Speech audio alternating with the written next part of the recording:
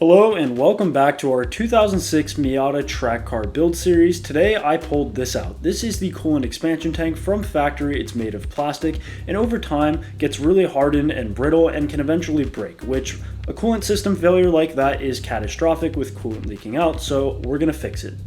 So the first thing that I had to do was remove the old plastic coolant expansion tank, and to do this I first removed the cap, and this gives us access to the inside where I can then use a pump to remove as much fluid as possible.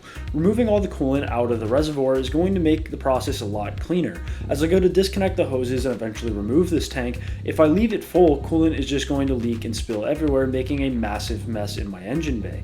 So by pumping some of this out, it's going to make the process a lot easier on me.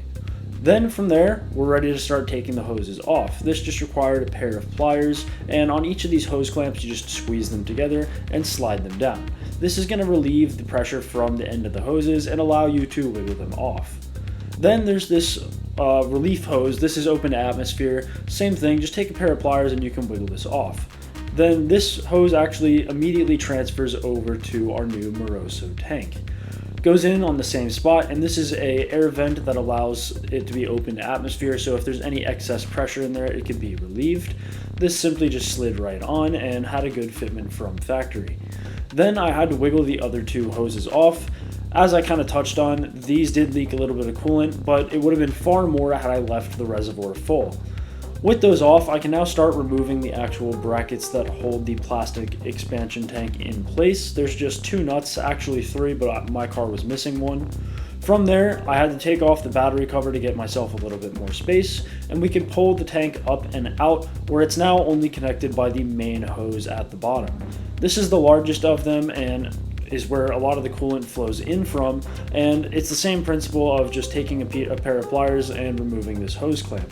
Once I got the hose clamp off, I was able to start kind of wiggling this off, and this one took quite a bit of force to actually wiggle off. You have to be very patient with it, and that way you don't bend it or break it or anything like that. So after a few minutes of wiggling it off, I eventually did get it completely off, and that means that we're ready to put in the new metal expansion tank.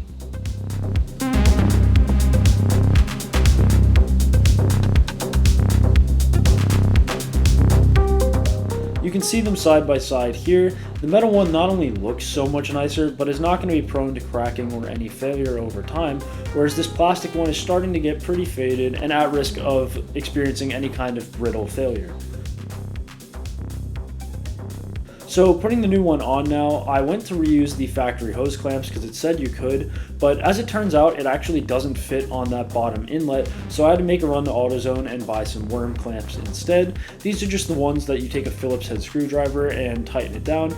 This worked a lot better and I got the bottom one on nice and snug.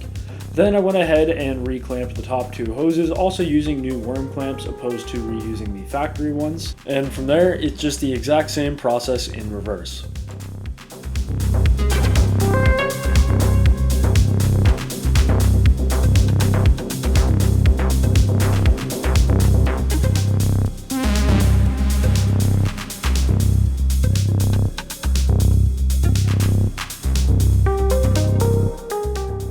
Now to finish things off, re-adding the Mazda FL22 coolant. This is unique to Mazda vehicles and can't be replaced with off-the-shelf coolant.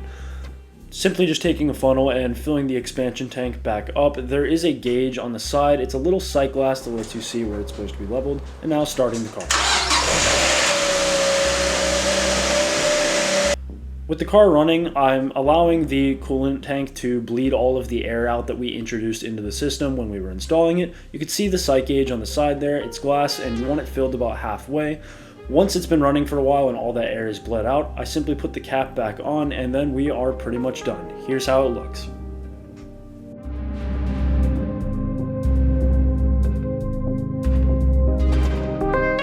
As a whole, I think this not only looks way better, but I don't have to worry about the functionality of it either, and I can trust that on track I'm not going to have any coolant leaks or any issues stemming from that common problem.